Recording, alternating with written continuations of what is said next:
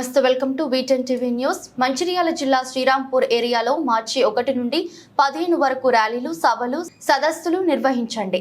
POW జాతీయ కార్యవర్గం పిలుపు మేరకు జిల్లా నాయకురాలు మద్దెల భవానీ అంతర్జాతీయ మహిళా దినోత్సవం అంటే సంబరాలు జరుపుకోవడం కాదు, ముగ్గులు పోటీ, ఆటపాటలు కాదు. మార్చి 8 అంటే ఎంతో మంది మహిళలు తమ కన్నీళ్లు, కష్టాలు అనుభవించి నీటి చుక్కల్ని కత్తులుగా పలిచి మహిళలు పోరాడిన రోజు అని తెలియజేశారు. ఈ కార్యక్రమంలో పాల్గొనబడిన మహిళా సభ్యులు, POW మంచిర్యాల జిల్లా నాయకులు S Lavanya, T Madhavi, K Sirisha Lakshmi పాల్గొన్నారు. ఈరోజు మరి శ్రీరాంపూర్లో మహిళా దినోత్సవ సందర్భంగా మరి POW నుండి ఇంకా సంఘాల నుండి మహిళలందరం కలిసి ఈరోజు ఇక్కడ కార్యక్రమం చేయడం జరుగుతుంది.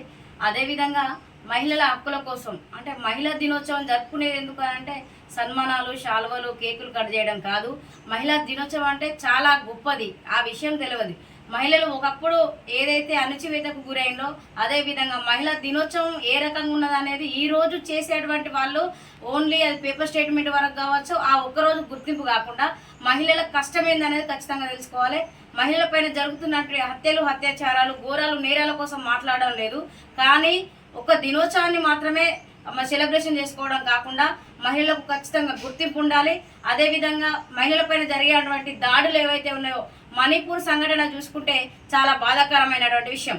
మరి ఈ బీజేపీ ప్రభుత్వం మతం పేరుతోని చేస్తున్నటువంటి హత్యలు, అత్యాచారాలు, మర్డర్లు, మానభంగాలు ఖచ్చితంగా మహిళా సంఘాలం మేమందరం తీవ్రంగా ఖండిస్తూ ఉన్నాం. ఖచ్చితంగా మహిళలు ఎవరైతే ఇంకా ఎంతో మంది మహిళలు చైతన్యమై మహిళా సంఘాలందరూ ఏకమవ్వాలని మహిళా దినోత్సవ సందర్భంగా తెలియజేస్తూ ఉన్నాం.